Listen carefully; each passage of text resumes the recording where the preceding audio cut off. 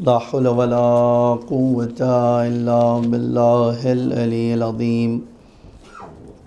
أعوذ بالله السميع العليم من الشيطان الرجيم. بسم الله الرحمن الرحيم.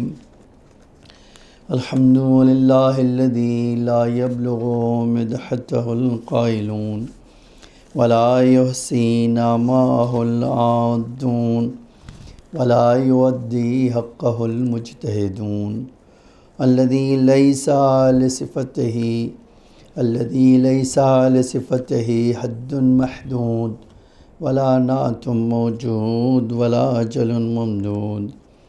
فطر الخلائق بقدرته ونشر الرياح برحمته ووتدى بالصخور ميدان أرضه. ثم الصلاة والسلام والتحية والإكرام على بشير النذير والسراج المنير حبيب إله العالمين أبي القاسم المصطفى محمد وعلى آله الطيبين الطاهرين المعصومين المظلومين الغر الميامين، لا سيما الإمام المبين بقية الله في الأرضين الحجة الثاني عشر الإمام المهدي المنتظر صلوات الله وسلامه عليه.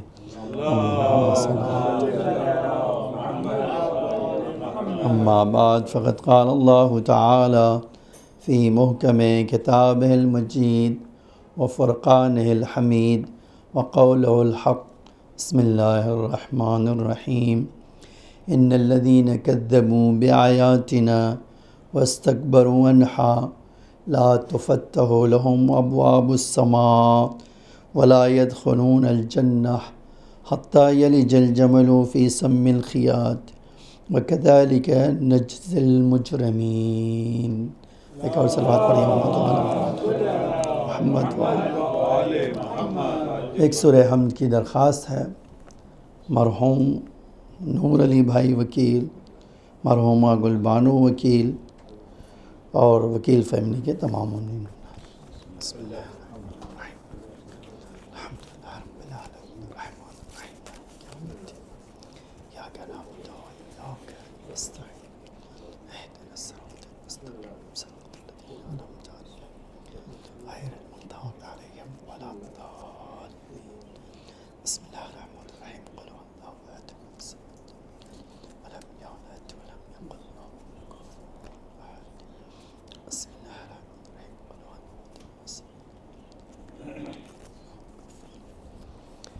ایک اور صلوات پڑھیے محمد وآل محمد اللہم صلی علی محمد وآل محمد. سورہ اعراف کی آیت نمبر 40 میں ارشاد ہوتا ہے ان الذین کذبوا بآیاتنا واستکبروا عنہا، وہ لوگ جنہوں نے ہماری آیتوں کو جھٹلایا، واستکبروا عنہا، اور ان کے مقابل میں تکبر دکھایا، غرور دکھایا. لا تفتح لهم ابواب السماء، ان کے لیے آسمان کے دروازے نہیں کھلیں گے. ولا يدخلون الجنہ، اور نہ ہی وہ جنت میں جا سکیں گے. حتی یلج الجمل فی سم الخیاط، یہاں تک کہ وہ سوئی کے سوراخ میں سے اونٹ کو باہر نکال دے. وَكَذَلِكَ نَجْزِي الْمُجْرِمِينَ، اور اسی طرح ہم مجرمین کو اجر دیتے ہیں، جزا دیتے ہیں. یہ آیت اور اس طرح کی دوسری بہت ساری آیتیں قرآن میں موجود ہیں.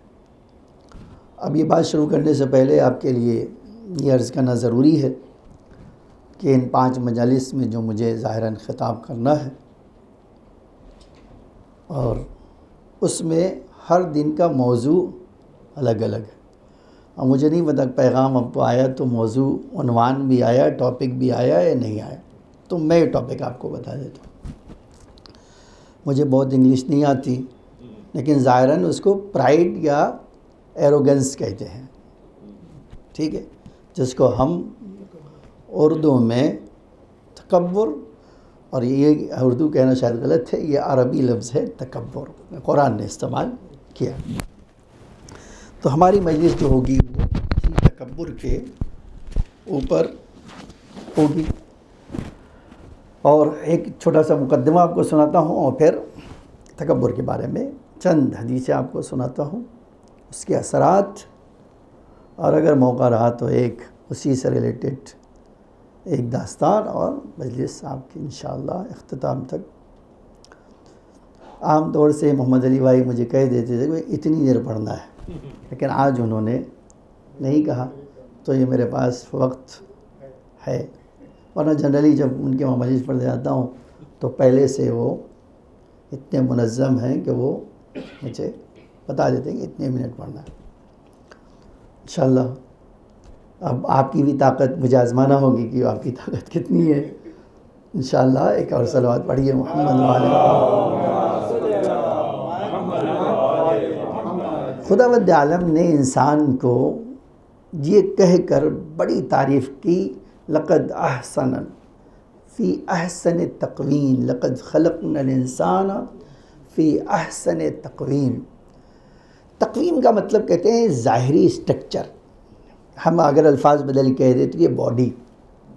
اللہ کہہ رہا ہے کہ میں نے انسان کی جو باڈی ہے اس سے بہتر کوئی اور باڈی نہیں بنائی۔ احسن تقویم یعنی اس سے اور بہتر کوئی جسم کا تصور، اللہ کہہ رہا ہے کہ میں، تصور خدا کے پاس ہے، ہمارے پاس نہیں ہے۔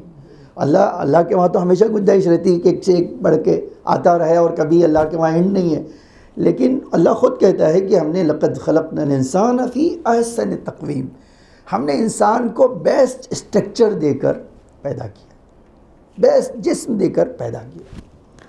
اب جب آپ جسم کی بات کرتے ہیں تو دنیا میں بیوٹی کمپٹیشن ہونا خود اس بات کی دلیل ہے کہ انہوں نے اس اسٹرکچر میں بھی الگ سے بیوٹی کو خود ڈھونڈ لیا ہے، ورنہ یہ بیوٹی کمپٹیشن نہیں ہوتا تھا۔ اللہ کہہ رہا میں نے تو ہر بدن کو بہتر بنایا ہے۔ تو یہ ڈھونڈ لینا اس بات کی دلیل ہے کہ بھئی انہوں نے ایک معیار بنا لیا ہے، ایک اسکیل، ٹھیک ہے، ایک پیرامیٹر، ہمارے اردو میں کہتے ہیں کہ میزان، ایک معیار اور ملاک بنا لیا ہے۔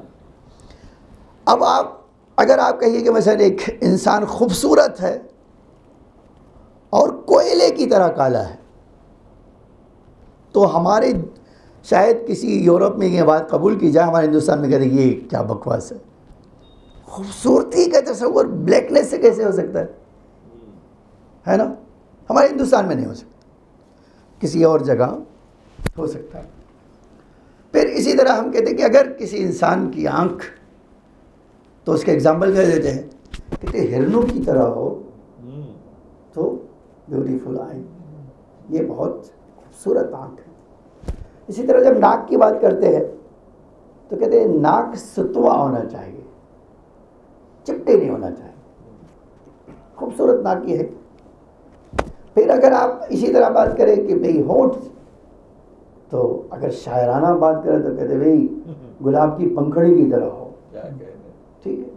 اب میں اس میں نہ جاؤں بہت مقدمے میں، تو ظاہری اسٹرکچر کے لیے خود اللہ کرے میں نے سب سے بیسٹ بنایا انسان کو، میں نے انسان کو جسم سب سے بہتر عطا کیا، اس کے باوجود انسان خوبصورتی ڈھونڈ رہا ہے، ٹھیک ہے۔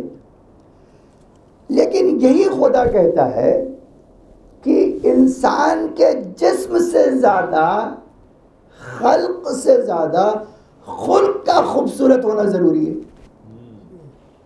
ٹھیک ہے۔ اب یہ خلق کہتے تھے اسٹرکچر کو، عربی میں خلق کہتے ہیں اسی جسم کو۔ خلق کس کو کہتے ہیں؟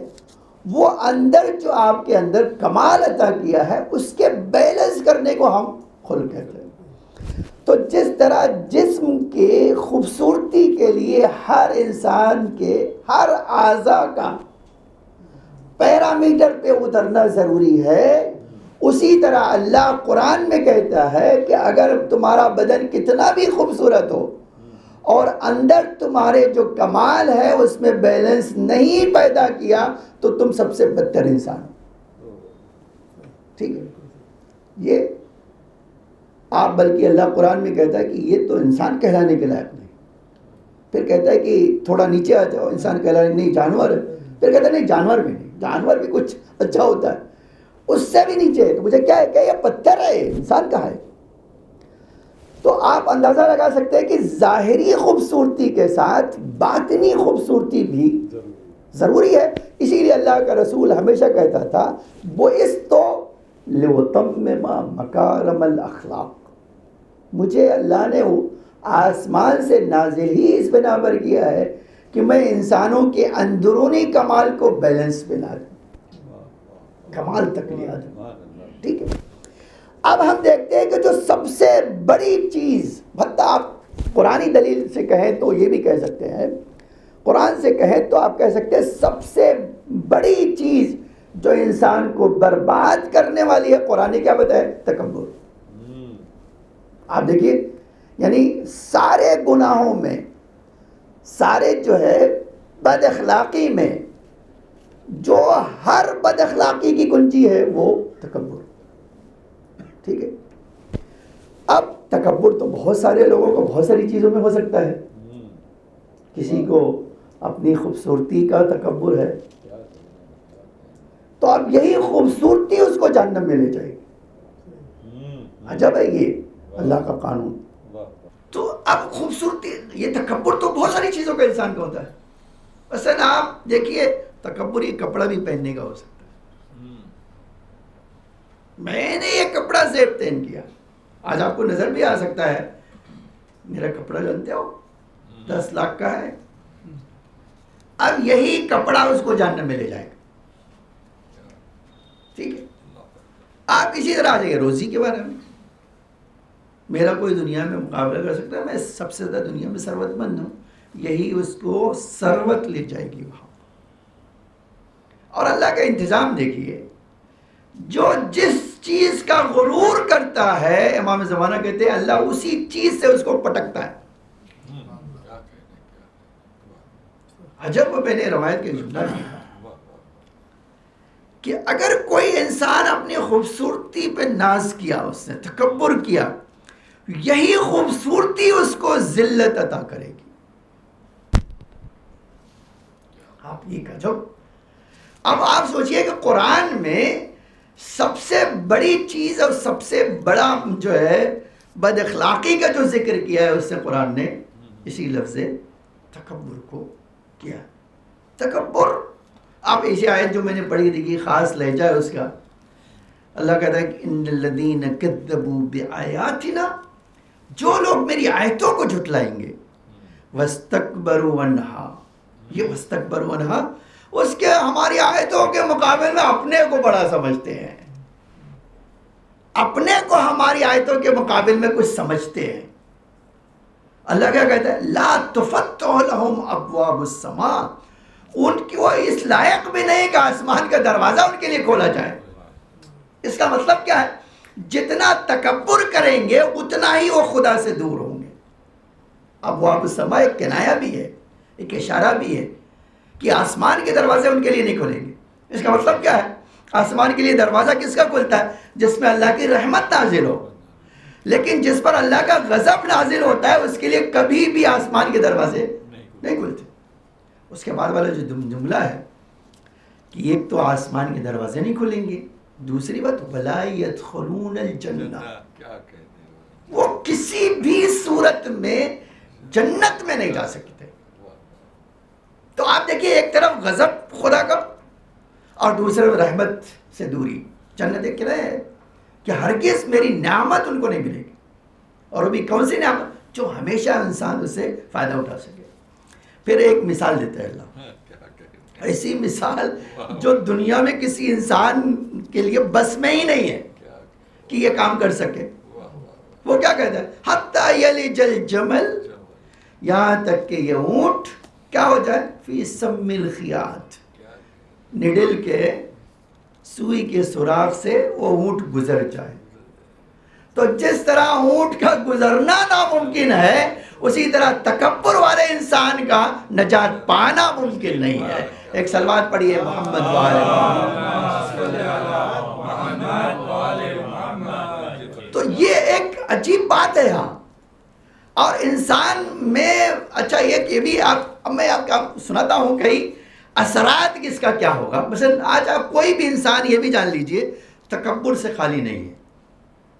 کوئی بھی انسان تکبر سے ظاہراً خالی نہیں ہو. دیکھیے اب یہی ایک بات کہنا چاہتا ہوں. عزت نفس ایک الگ چیز ہوتی ہے. عزت نفس کو بہت سراہا گیا ہے. عزت نفس ہو آپ کے پاس. اب عزت نفس کو اگر میں آپ کو بیان کرنا چاہوں کہ عزت نفس کیا ہے تو ایک بہت 2 جملے میں یہ جملہ کہنا چاہتا ہوں. سکندر اعظم جو ہے فتح کر کے جا رہے تھے تو دیکھا کہ راستے میں ایک جو ہے, اب آپ اگر اس زمانے میں مثال دی جائے تو ایک ایسا آدمی جو دبا کچلا گندا کپڑا پہنے ہوئے سورج کی روشنی لے رہا ہے, بیٹھا ہوں اور لاؤ لشکر کے ساتھ ہے, کھڑا ہو گیا, پوچھا آج بہت خوش ہوں میں سکندر اعظم, کچھ مانگنا ہو تو مانگ لو مجھ سے, بہت خوش ہوں آدمی, جو مانگو گے تمہیں مل جائے گا. میں سکندر اعظم ہوں, یہ بھی کہہ رہا کہ میں سکندر اعظم ہوں, کچھ مانگنا ہے مانگ لو, آج جو مانگو گے میں بہت خوش ہو چکی تمہیں دے دوں گا. اس نے بس اتنی مہربانی کرو میرے سامنے سے ہٹ جاؤ. تجھے کیوں؟ کیا تاکہ یہ دھوپ سورج کی میں لے سکوں. اس کو کہتے ہیں عزت نفس. تمہیں اپنے مال پر ناز ہے, مجھے اپنی ذات پر ناز ہے.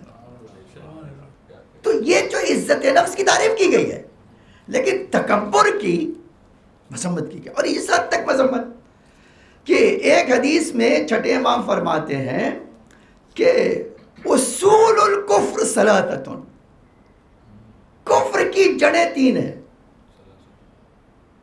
اصول الکفر ثلاثۃ, کفر کی جڑیں 3 ہیں. پوچھو کیا ہے 3 جڑ؟ پہلے کہتے تھے اس میں کیا ہے, حرص لالچ, دوسرے تکبر, اور تیسری چیز ہے حسد. اور شاید میں حسد کے اوپر بات کروں گا چونکہ مجھے وہ لکھ کیا ہے, لیکن حرص کے اوپر شاید حرص بھی آیا ہے اب انشاءاللہ جو ہے. تو ایک یہ تکبر. پھر مثال امام نے دی کہ لالچ نے جناب آدم کو جنت سے باہر کر دیا. دنیا بھر کی نعمت کھانے کو تھی, خالی ایک درخت کے پاس جانے سے روکا تھا, لیکن وہ چلے گئے, جنت سے چلے گئے باہر. تکبر. اب میں ایک حدیث اسی کے بارے میں سننا چاہتا ہوں. آپ دیکھیے یہ امام علیہ السلام کی حدیث میں آیا. امام فرماتے ہیں 1 گھنٹے کا تکبر ساعت ہے, ساعت واحدہ ہے وہ روایت کا جملہ. 1 گھنٹے کے تکبر نے 6000 سال کی عبادت پہ پانی پھینک دیا. یہ امام نے فرمایا. کہتے دیکھو تکبر اتنی خطرناک چیز ہے کہ ایک شاید وعد کا بعد 1 گھنٹہ نہیں ہوتا ہے, کہتے شاید چند سیکنڈ میں اس نے 6000 سال کی عبادت کو پانی پھینک دیا. تو ایک یہ بھی چیز ہے کہ آپ کتنے بھی اللہ کے بندے بن جائیے, ادھر تکبر کیا اور آپ گئے, ہلاکت آپ کا مقدر بن گئے, ہلاکت آپ کا نصیب بن گیا. میں نے اسی لکھا دعائے افتتاح میں مولا امام زمانہ نے عجب جملہ فرمایا ہے. فرمایا اللہ کے ایک بنیادی قانون میں ہے یضع المستکبرین, ہر تکبر کرنے والے کو ذلیل کرنا. قانون خدا یہ, ہر تکبر کرنے والے کو ذلیل کرنا, پٹکنا. یہ نہیں ہو سکتا کہ تکبر کرے. اور اچھا میں کہیں کبھی سوچتا ہوں یہ تکبر جیسے مادی ہوتا ہے, میں نے کہا کہ وجہ کپڑے کا, خوبصورتی کا, مال کا, یہ ہو سکتا, اسی طرح روحانی تکبر اور زیادہ خطرناک ہے. میں بڑا عالم ہوں, میں بڑا عبادت گزار ہوں, میں بڑا اچھا انسان ہوں. جیسے ہی آپ نے یہ سوچ لیا تو کیا ہوگا, یہ اور زیادہ مشکل مسئلہ ہوتا ہے روحانی تکبر. اچھا روحانی تکبر اسی میں ہے کسی کو انسان اپنے سامنے حقیر سمجھ، ہر آدمی کو حقیر سمجھتا ہے، جتنے بھی آ جائیں. اب آپ آئیے بات تو یہیں میں ایک داستان سناتا ہوں آپ کو تاکہ یہ یاد رہے گا آپ کو کہ بھئی یہ داستان کی خصوصیت ہی یہی ہے کہ آپ کو ہمیشہ جب بھی تکبر یاد کریں گے تو یہ بھی یاد آ جائے گا. جناب عیسیٰ کی ایک خاص خصوصیت پہچان کیا تھی؟ ان کی پہچان تھی کہ ہمیشہ اللہ کے بندوں کی ہدایت کرنے کے لیے کبھی ادھر جا رہے ہیں، کبھی اس گاؤں، کبھی اس طرح وہ ہمیشہ سفر کرتے رہتے. اب جناب عیسیٰ ایک جگہ گئے، دیکھا وہ ایک عیسائی راہب کا عبادت خانہ اور سالوں سے عبادت عبادت عبادت صرف عبادت کرتا ہے. اچھا اتنا ہی بڑا عابد تھا کہ جناب عیسیٰ کو اس سے بات کرنے کی خواہش پیدا ہوئی کہ میں اس سے بات کروں، اس کے پہلو بیٹھوں جا کے. آج آپ دیکھتے ہیں کوئی آدمی ایسا نظر آیا جو ہمیں بہت احترام والا، تو ہم سوچتے ہیں کہ تھوڑا اس کا توجہ اپنی طرف کرنا چاہیے تو کیا کرے، سلام کر کے بیٹھ جائے، کچھ نہ کچھ بات کریں گے. تو جناب عیسیٰ کو اس کی عبادت اتنا ہی اچھی لگی کہ جناب عیسیٰ نے راستہ چھوڑا، کہا اس کے پاس بیٹھیں گے. آ کر بیٹھ گئے. اب جب بیٹھے تو بات چیت ہو رہی تھی. اتنے میں دیکھا ایک گنہگار جوان ادھر ہی سے گزر رہا. ان دونوں پہ نظر پڑی تو کہتا ہے میں نے سر جھکا لیا کہ کہیں یہ مجھے نہ دیکھ لے. ایک نبی خدا ہے، روح اللہ ہے، اور ایک ایسا عابد، اور میرے جیسا بدبخت انسان جو ہے گنہگار انسان کو دیکھے گا تو پھر اس کا ریئیکشن کیا ہوگا. تو اس نے کہا میں شرم سے سر جھکا لیا کہ ان کی نظر مجھ سے نہ ٹکرائے اور کہیں مجھے بلا نہ لے یا کہیں مجھے دعوت نہ دے دے کہ آ جاؤ بیٹھو. بس یہ اب سر چکایا اور اللہ سے کہا کہ اللہ اگر بلا لیا تو مارا گیا، میں رسوا ہو جاؤں گا. ان نبیوں کو تو پتا ہے کہ میرے دل میں کیا ہے، یہ عابد بھی بڑا پہنچا ہوا ہے تو اے اللہ یہ بھی جانتا ہوگا، تو میری عزت چلی جائے گی. اے اللہ میری عزت بچا لے. ان کے سامنے ذلت اور رسوائی کا سامنا نہ کرنا. کہتے بس دل میں دعا کر کے کرتے کرتے کرتے آگے بڑھ رہے تھے، دیکھا وہ عابد باہر نکل رہا ہے. اب دھک سے ہو گیا دل کی، جس سے بچنا چاہتے تو وہی سامنے آ گیا. اب جب آیا وہ سامنے تو اس نے اس کو دیکھا اور ہاتھ اٹھا کر دعا کی، اے اللہ اس طرح کے انسان سے قیامت میں میرا سامنا نہ کرانا، اس دنیا میں کیا، اے اللہ مجھے اس آدمی سے صورت نہ دکھا، یہاں بھی نہیں، میں قیامت میں بھی اس آدمی کو دیکھنا نہیں چاہتا کہ میرا سامنا آمنا اس آدمی سے نہ ہو. اتنا گندا آدمی. جناب عیسیٰ کو وہی ہوئی، جا کر کہو تمہاری دعا قبول ہے. اس عابد سے کہو تمہاری دعا ایکسپٹ، تمہاری دعا قبول. اب نہ تمہارا اس دنیا میں کسی انسان سے اس طرح کے ہوگا نہ آخرت میں ہوگا. پوچھا کیوں؟ کہا اس لیے کہ تمہیں جہنم میں جانا پڑے گا، اور اس کو اپنے توبہ کرنے کی بنا پر جنت میں جانا. تو تمہیں ظاہر سی بات ہے نہ جنت والے کا جہنم میں سامنا ہوگا. ایک سلوات پڑھی ہے محمد وآل محمد. تو آپ دیکھیں ایک بڑے سے بڑے عابد کو بھی اللہ کیا کہہ رہا ہے، ایک لمحے کا تکبر تمہیں ہلاکت میں ڈال دے گا، تمہیں ہمیشہ کیا ہے ختم کر دے گا، برباد کر دے گا. اچھا ایک چیز اور عقلی بھی ہے، آپ جان لیجئے کسی بھی انسان کے لیے جس دن تکبر پیدا ہوا ترقی کرنے کا راستہ بند. جس فیلڈ میں ہوا اس میں راستہ بند. کیوں؟ اس لیے کہ آپ سوچتے ہیں کہ بھئی میں تو سب سے بڑا ہوں، اب آگے میرے لیے گنجائش نہیں آگے بڑھنے کی. لیکن اگر آپ کے پاس اسی کے مقابل میں تواضع ہے تو جتنا راستہ طے کرتے جائیں گے اتنا ترقی کا راستہ آپ کے لیے کھلتا جائے گا. یہ عجب ہے اللہ کی شان. کہا تمہارا کام ہے تواضع کرنا اور میرا کام ہے کیا. آج یہ چیز سمجھاتے سمجھاتے مولوی تھک جاتے ہیں. آپ دیکھ لیجئے ایک جگہ میں نے ایک نبی کے لیے پڑھا کہ دیکھو اے میرے رسول یہ میرا پیغام میرے بندوں تک پہنچا دو. اچھا کام جتنا کرو تمہارا کام ہے دفن کرتے جاؤ، اس کو چھپاتے جاؤ. اور انسان کیا کرتا ہے، میں بہت کبھی افسوس کرتا ہوں کہ اے اللہ مجھے جو ہے یہ چیز کیسے کسی کے سامنے لا دیتا ہے، اور کیسے بندے ہیں تیرے. آپ اسی سے دیکھ سکتے ہیں کہ یہ ایک مثال میں لانا چاہتا ہوں. اسی بمبئی میں ایک بار روڈ سے گزر رہا تھا، ایک مومن دوسرے روڈ پہ تھا، اس نے روڈ کراس کیا اور میرے پاس آیا اور اس نے کہا مول صاحب السلام علیکم. وعلیکم السلام. کوئی بات چیت نہیں، میں اس کو پہچانتا نہیں تھا. اتفاق یہ دیکھیے تو اب وعلیکم السلام. خیر میں نے پوچھا خیریت ہے؟ کہا. اس آدمی جو بغیر کسی جھجک کے، بغیر کسی موضوع اور مثلا ایک ٹاپک کے، ایک مقدمے کے، اس نے کہا مولوی صاحب پتہ ہے 40 سال سے میری نماز شب قضا نہیں ہوئی. میں نے سر پیٹ لیا. میں نے کہا کیا کیا تم نے کیا کیا یہ کام؟ تو میں آپ کو شیئر کرنا چاہتا ہوں. میں نے کہا یہی کام ہے. تم اس کو چھپاتے، اللہ سب کو بتا دیتا تھا. اور تم نے کیا کیا؟ الٹا کر دیا.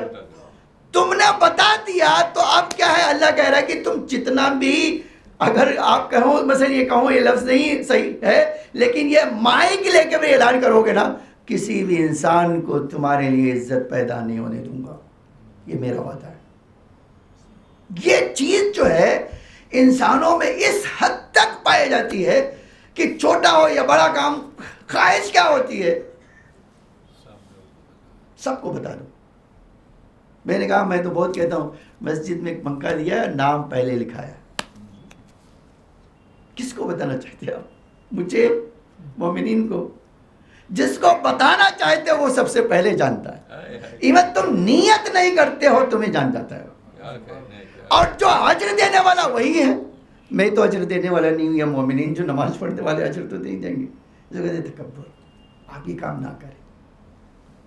اور اب میں نے کہا 2-3 اثر سناتا ہوں، دیکھیے کتنی عجب عجب اثرات اس تکبر کے بتائے گئے. ایک جملہ امام کا تھا، میں نے پہلے سنایا آپ کو کہ ایک اثر تکبر کا کیا ہوگا.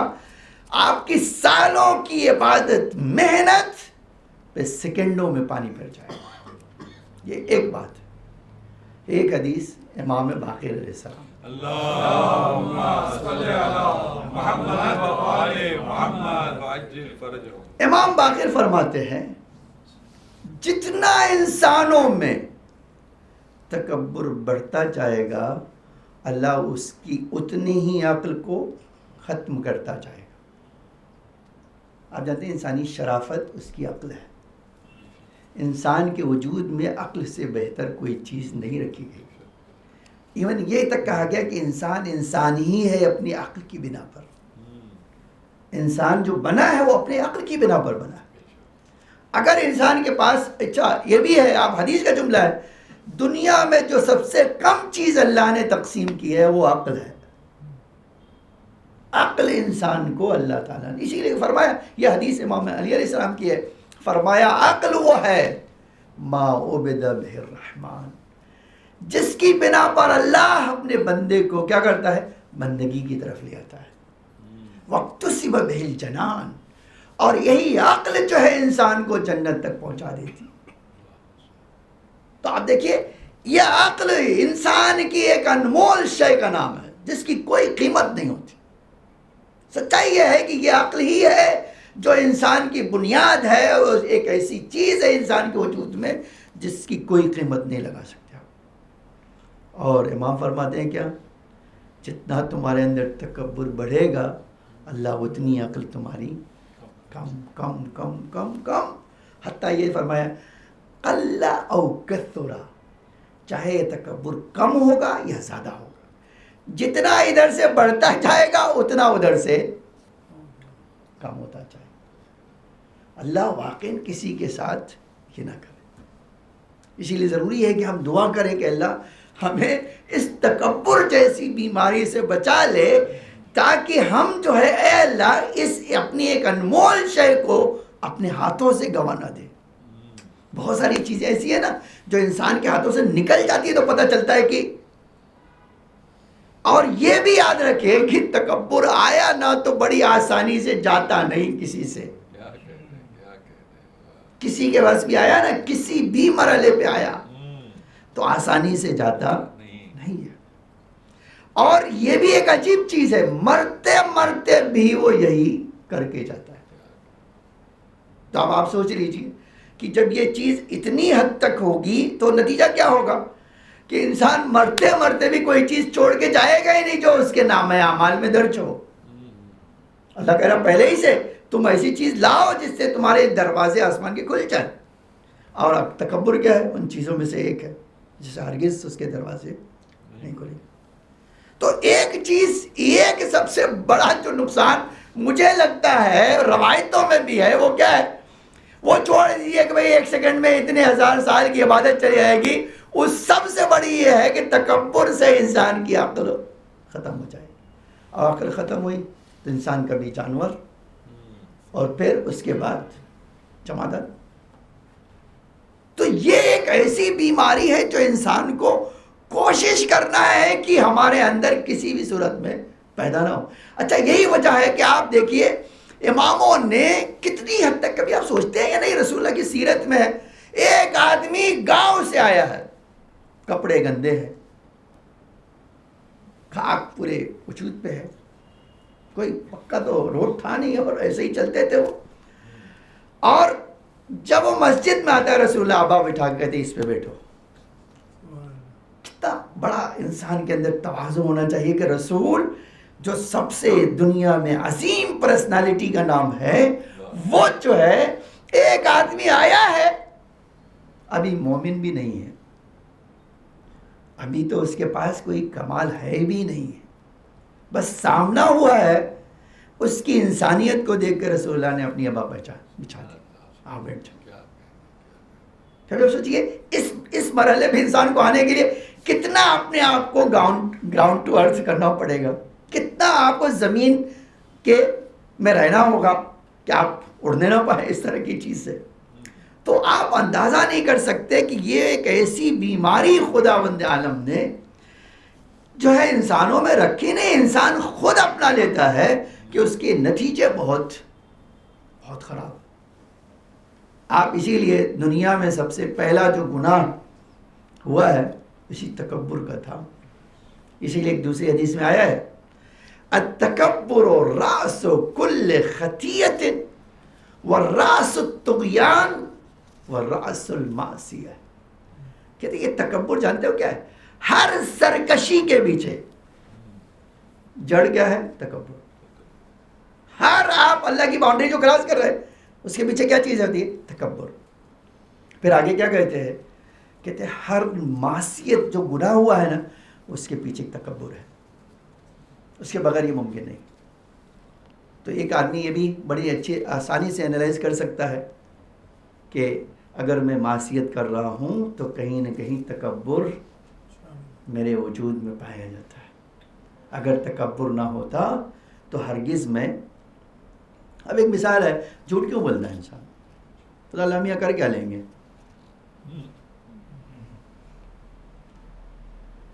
دیکھیے اگر یہ ڈر ہوتا کہ ادھر جھوٹ بولا اور ادھر رسوا کرے گا، بولے گا کوئی نہیں بولے گا، سچائی کوئی نہیں بولے گا.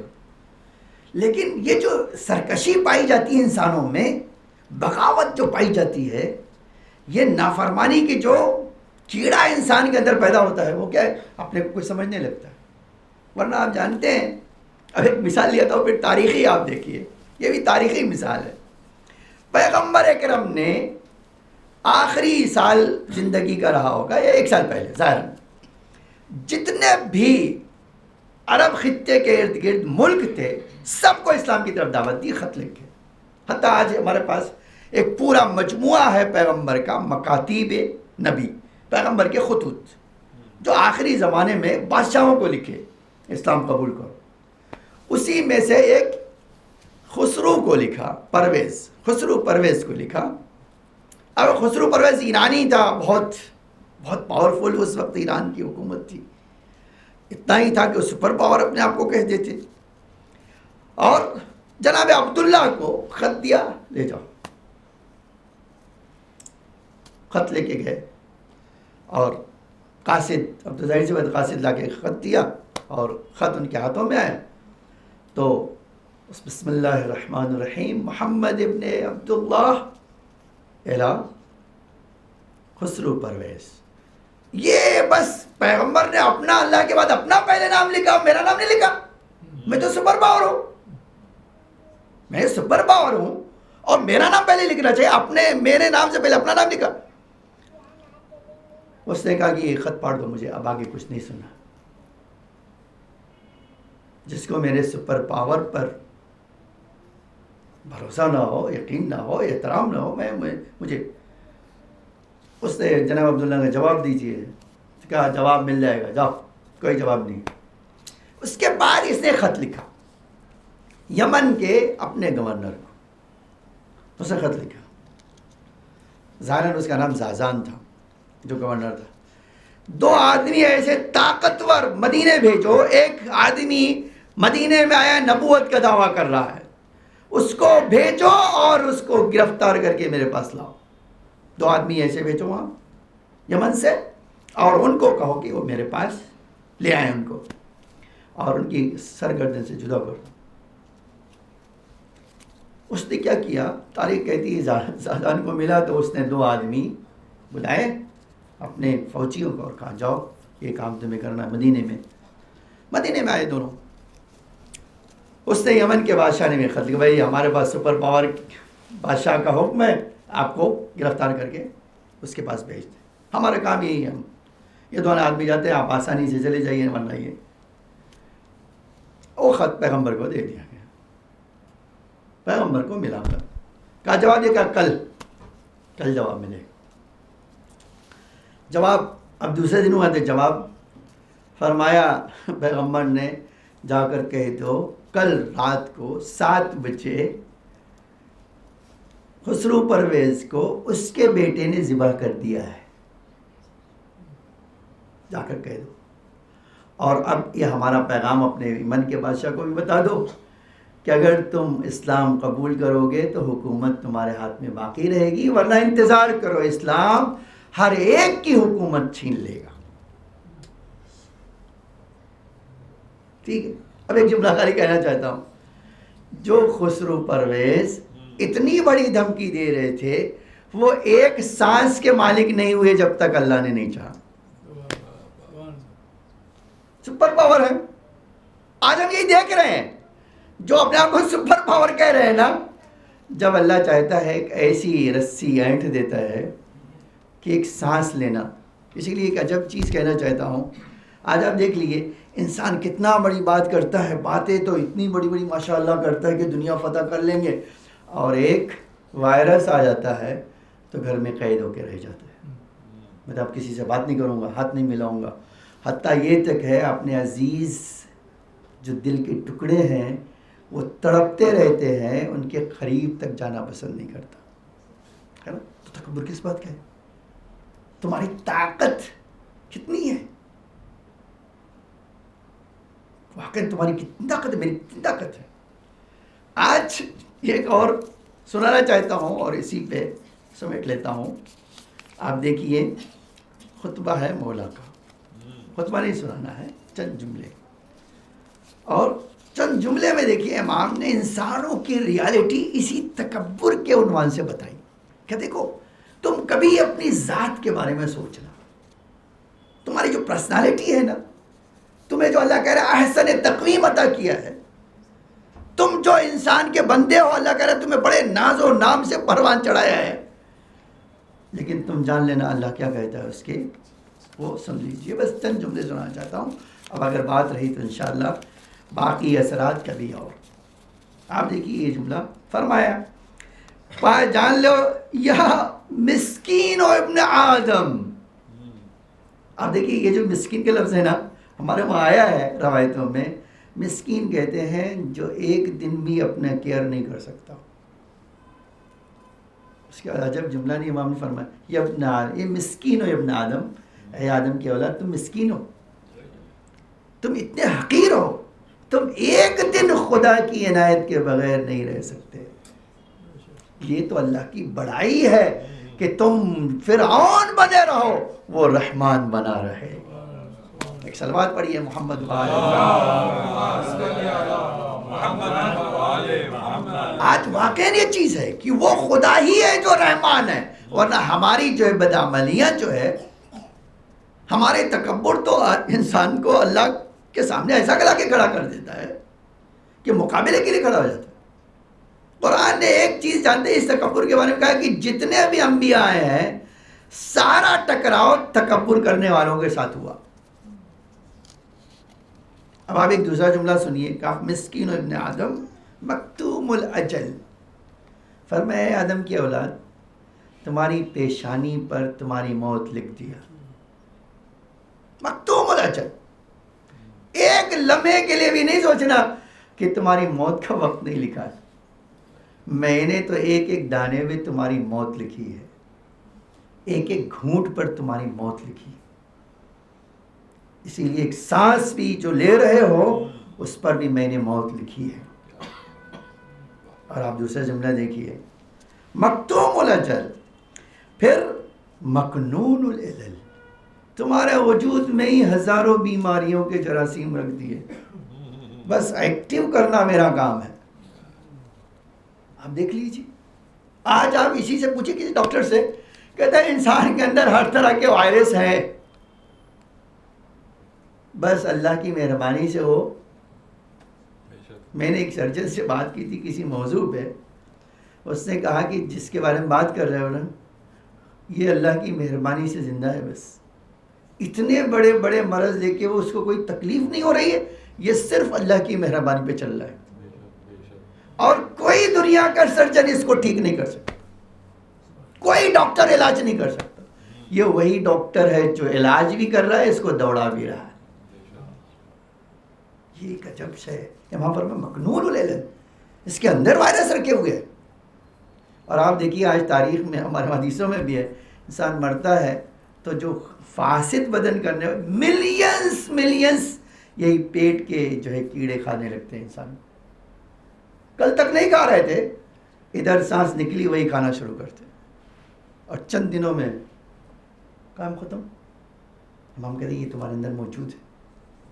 اس کے بعد ایک جملہ اور فرمایا, اس کے بعد یاد رکھنا محفوظ العمل, تمہاری فائل بھی ریڈی ہے. ہم دوسروں کی فائلیں بہت بناتے ہیں, اللہ کہتا ہے میں بھی تمہاری فائل ریڈی رکھے ہوئے ہوں. اور ہماری جو فائل ہے وہ ہر تصویر کے ساتھ بھی ہے. میں واقعاً کبھی سوچتا ہوں کہ اللہ قرآن میں کتنی عجیب بات کہتا ہے کہ جیسے ہی کوئی میرا بندہ زبان کھولے گا نہیں میں نے ایسا نہیں کیا ہے, اسی وقت وہ فلم دکھا دی جائے گی. یہ حتیٰ یہ تک ہے وہ زمین کا حصہ اٹھا کے سامنے لا کے رکھ دیا جائے گی. تم نہیں ہو, اب کیسے انکار کرے گا؟ اسی لیے قرآن ایک جگہ کہتا ہے لما شہدتم علینا, کیوں ہمارے خلاف ہمارا بدن گواہی دے رہا ہے؟ فرمائے تمہارا نہیں, اس خدا کا تھا جس نے تمہیں دیا تھا. تم مالک بن بیٹھے, اللہ نے تمہیں امانت کے طور پہ دیا تھا. یہ ہم اس کے ہیں, تمہارے نہیں ہیں. اس کے بعد والا جملہ سنیے, کیا عجب شے ہے. امام کہتے ہیں انسان ان سب کی چیزوں کے باوجود تجھے تکبر آتا ہے, اس کے باوجود تو یہ سوچتا ہے کہ تیرے اندر تکبر ہونا چاہیے. ایک جملہ آگے کہتے ہیں اے انسان تولمہ البقع, تجھے تو ایک مکھی تڑپا دیتی ہے. آج آپ کبھی دیکھ لیجیے ایک مکھی انسان کو کتنی عاجز کر سکتی ہے. جو ربکم الاعلیٰ کہتا تھا, خدا نے ایک مچھر سے اس کے ناک میں دم کروا دی, ایک مچھر سے. کبھی آپ سوچتے ہیں کہ بھئی انسان جو اتنی طاقت, ہزاروں لاکھوں فوج لیے ہوئے, اسلحہ لیے ہوئے میری حفاظت کے لیے, یہ وہ کیا کیا کرتا ہے. امام فرماتے ایک مکھی تجھے کیا کرتی ہے؟ تڑپا دیتی ہے. ایک مچھر کیا کرتا ہے؟ تمہیں مار دیتا ہے, تم کچھ نہیں کر سکتے. اور آگے کا جملہ ہے, کہتے ہیں انسان اس سے بھی بڑھ کے, آپ دیکھیے کتنی عجیب بات ہے. امام کہتے ہیں اور تم جاننا چاہتے ہو تقتلہ الشرقہ, تمہیں ایک گھونٹ پانی کا بھی یہی موت کا پیغام لے آتی ہے. ادھر پانی پیتے ہو اور وہی تمہارے گلے میں اٹکتا ہے اور کام ختم. ایک لقمہ یہی تمہاری گردن میں پھنستا ہے اور تم مر جاتے ہو. یہ ہو تمہاری حصے, تمہاری زندگی یہ ہے. تم اپنے کو طاقتور سمجھتے ہو, جو پانی بڑے آرام سے گٹر گٹر پی رہے ہو, یہی پانی کے ایک گھونٹ تمہیں مار دیتا ہے. یہی لقمہ ایک جو آرام سے کھا رہے ہو تمہیں مار دیتا ہے, قتل کر دیتا ہے. اس کے بعد جملہ فرمایا اے انسان تو وہ ہے تنتنہ العرقہ، تو اتنا ہی ہے پسینہ آتی ہے تو لوگ بھاگتے ہیں تجھ سے بدبو کی بنا پر. انسان تکبر. آپ دیکھو کتنی چیزیں امام نے، ہر ایک چیز ایک پیغام لے کر آئی.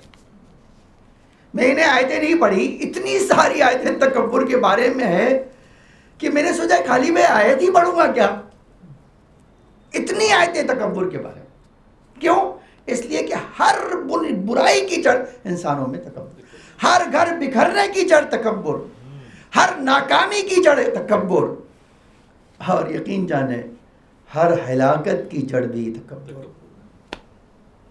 عزیزان گرامی، یہ تکبر ہمیں اپنے وجود سے نکالنا ہوگا، ہمیں کسی نہ کسی طرح سے اس سے نجات پانا ہوگا. آپ کبھی سوچئے جو اتنے طاقتور تھے وہ اتنے ہی زیادہ متواضع تکبر کے خلاف تھے. آپ کبھی سوچئے ہمارے مولا آقا کے سامنے کوئی اگر کہتا تھا آپ کی نماز قبول نہیں ہوگی، فرماتے تیری ہوگی قبول، جو مجھے کہہ رہا ہے، ایک سامنے گالی دے رہا ہے، امام کی فوج کھڑی ہے، چاہتے تھے ایک سیکنڈ میں مار دیتے. فرمایا لگتا ہے تم میں کوئی کمی رہ گئی ہے، شہر میں نئے ہو، کھانے کی ضرورت ہے، کپڑے کی ضرورت ہے. آپ کبھی سوچئے کس حد تک حتیٰ رسول اللہ کے لیے ہے کہ ایک عورت پیچھے سے آبا کھینچتی تھی اور گردن میں وہ آبا پھنس گئی تو سانس رکنے لگی رسول اللہ کی. اصحاب نے دوڑانا چاہا، رسول اللہ نے کہا نہیں، کیوں ایسا کر رہے ہو؟ اسے آپ نہیں دیکھ رہے وہ بار بار کھینچ رہے. فرمایا میں دیکھتا ہوں تو چھپ جاتی ہے، تو میں کیا کروں، میں پوچھنا چاہتا ہوں کیا کرنا ہے. پھر اس نے کہا کہ مجھے آپ کی آبا چاہے گا، لے لو. آپ دیکھو کس حد تک تواضع پایا. جو سب سے بڑے انسان تھے سب سے زیادہ تکبر تھا، سب سے زیادہ متواضع تھے. آپ کربلا میں تواضع دیکھنا ہے. کبھی آپ سوچئے جن کے ہاتھوں میں نے ایک روایت کا جملہ دیکھا، جب حل من ناصر ینصرنا امام نے کہا تو آواز آئی حسین جنگ کرنا چاہتے ہو؟ اگر جنگ کرنا چاہتے ہو تلوار نام میں رکھ لو، ہزاروں فرشتے تمہارے اذن کے لیے منتظر ہیں. تمہیں ایک تیر چلانے کی ضرورت نہیں، تمہیں ایک تلوار چلانے کی ضرورت نہیں، تمہیں کسی کو مارنے کی ضرورت نہیں. پورا یہی کربلا زمین کے ساتھ ان کی قبر بنا دے گا. کہ نہیں اے اللہ میں تو تیرا بندہ ہوں، آیا ہوں تیرے بندوں کو اس گمراہی سے نجات دینے کے لیے، اور اے اللہ اگر میرا خون تیرے دین کی جڑوں کو سینچے بغیر ترقی نہیں کر سکتا تو اے اللہ میرا خون تیرے لیے حاضر ہے. آپ کبھی سوچئے یہ جملہ امام نے فرمایا کتنا عجیب تھا کہ فرمایا ان کان دین محمد لا یستقیم الا بقتلی، اگر دین محمد باقی نہیں رہ سکتا سوائے میری شہادت کے تو یا سیوف و خزینی، اے تلوارو آگے بڑھو اور میری گردن کو سر سے جدا کر دو. میں ایک جملہ خالی کہنا چاہتا ہوں. میں نے مقتل میں دیکھا امام نے 7 بار حملے کیے اور 7ویں بار جب یہ آواز آئی تلوار حملہ، اور پھر 4000 تیر اندازوں نے عمر سعد کے کہنے پہ کہ اے تلوار چلوانے والے ہٹ جاؤ، نیزہ چلانے والوں ہٹ جاؤ، تیر اندازوں آگے آؤ. 4000 تیر انداز نے چاروں طرف سے مولا کو گھیر لیا، اور جب مولا کو گھیر لیا اس کے بعد کہا کہ یہ زہرا کا لال ہے، تیر برساؤ. آپ کبھی سوچئے، اسی لیے ایک جملہ میں نے مقتل میں دیکھا کہ جب 4000 تیر ایک ساتھ چل رہے تھے اور مولا دفاع نہیں کر رہے تھے، مولا تو تلوار اپنی نام میں رکھ چکے، تیر وجود نازنین پہ برس رہا تھا. آخر ایک تیر پیشانی امام پر جب لگا تو علامہ مجلسی کہتے ہیں اس تیر اتنا شدید تھا کہ امام جب تیر نکالتے ہیں تو خون کا فوارہ نکلا، حسین زہرا کا لال گھوڑے پر ڈگمگانے لگا۔ اب جب ڈگمگانے لگا تو تاریخ کہتی ہے ایک بار حسین گھوڑے سے زمین کربلا پر آئے، لیکن یہ کہنا صحیح نہیں کہ زمین کربلا پہ آئے، لیکن آقا کا جسم تیروں پہ معلق رہا، اور جب زمین کربلا پہ آئے تو ایک عجب مقتل کا جملہ ہے کہ آقا نے پوری طاقت سمیٹی، کھڑا ہونا چاہتے تھے لیکن کھڑے نہیں ہو سکے تو زمین کربلا پہ گر گئے۔ اب پھر جب اٹھنا چاہتے تھے تو اٹھ نہیں سکتے تھے، تو روایت کہتی ہے امام کربلا کی زمین پہ بیٹھ گئے، اور جب پھر بیٹھنے کی طاقت نہ رہی تو زمین کربلا پہ لیٹ گئے، اور وہاں پہ عزا اس کے بعد ایک جملہ سن لو، تاریخ کہتی ہے میرے ساتھ نے آواز دی، اے آگے بڑھو، اے میرے فوجیوں آگے بڑھو، حسین کا سر قلم کر لو۔ آقا تاریخ کہتی ہے، مقتل کہتا ہے، امام جب لیٹ گئے زمین کربلا پہ گر گئے تو ایک بار غش سے آنکھیں کھولی تو دیکھا شمر سینے پہ بیٹھا ہوا ہے، اور تلوار کے بجائے ہاتھ میری داڑھی میری ہاتھ میں پکڑے ہوئے ہے، تلوار چلانا چاہتا ہے۔ امام نے پوچھا میں دیکھنا چاہتا ہوں تو کون ہے؟ اس نے ایک بار منہ سے پاٹا ہٹایا، کپڑا ہٹایا، امام نے غور سے دیکھا، فرمایا ہاں میرے نانا نے سچ فرمایا تھا، تو ہی میرا قاتل ہے۔ بس یہ جملہ سنانے کے لیے میں نے تکلیف دی۔ یہ جملہ شمر نے سنا، تاریخ کہتے اس کی پوری طاقت سے امام کو پیشانی کے بل زمین کربلا میں لٹایا۔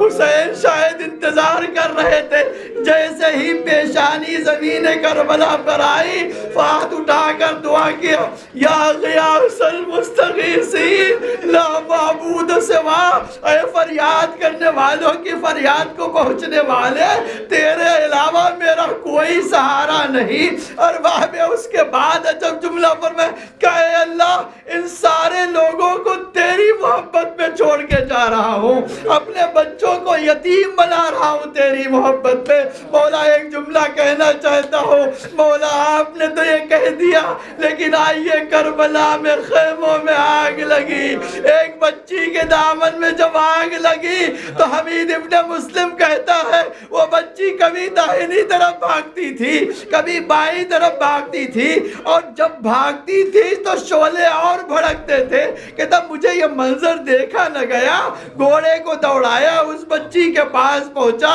اور جب قریب پہنچا تو بی بی وہ پیچھے ہٹنے لگی۔ میں نے پوچھا بیٹا کیوں ہٹ رہی ہو؟ کہا شیخ میرے قریب نہ آنا۔ پوچھا ہے بی بی میں تو کرتے کی آگ بجھانا چاہتی ہوں۔ یہ جملہ سنا تڑپ کے کہا اتنی ہمدردی کی ضرورت نہیں ہے، اگر مہربانی کرنا چاہتا ہے تو مجھے نجف کا راستہ بتا دے۔ کہا بی بی نجف جا کر کیا کرو گی؟ کہا تجھے پتا نہیں، ارے میرا دادا مشکل کشا ہے، میں جا کر کہوں گی اے دادا کربلا میں آؤ، تمہاری پوتی کے ساتھ وہ ظلم ہوا۔ لا لعنت اللہ علی القوم الظالمین، سیعلم الذین ظلموا وإیاهم ينقلبون۔ الہی بحق زہرا و ابیہا و بعلہا و بنیہا وسر المستودع فیہا بعدد ما احاط بہ علمک، اے اللہ ہمارے اس مختصر سی عزاداری کو قبول فرما۔ اے میرے مولا، اے میرے اللہ، ہمارے مولا ہمارے آقا کے ظہور میں تعجیل فرما، زمین کو آقا کے ظہور کے لیے آمادہ فرما، ہم سب کو آقا کے حقیقی غلاموں میں شمار فرما۔ اے اللہ ہم حاجت مند ہیں، ہماری حاجتوں کو قبول فرما، ہمارے بیماروں کو شفاء عاجل و کامل عطا فرما، ہماری اموات پر اپنی رحمت و مغفرت نازل فرما، مومنین جہاں بھی ان کی جان و مال عزت آبرو کی حفاظت فرما، جو قید میں ہے انہیں قید سے رہائی عطا فرما، جو ظالموں کے نرغے میں ہے انہیں ظالموں سے نجات عطا فرما۔ اے اللہ ہم سب پر اپنی رحمت و مغفرت نازل فرما، ہماری خاص حاجتوں کو قبول فرما، ہمیں اے اللہ جو زیارت کی توفیق عطا فرما، ہمیں نور آل محمد، محبت آل محمد اور آخرت میں شفاعت آل محمد نصیب فرما۔ ایک سورہ حمد کی درخواست ہے، مرحوم نور علی بھائی وکیل، گلبانو بھائی وکیل اور وکیل فیملی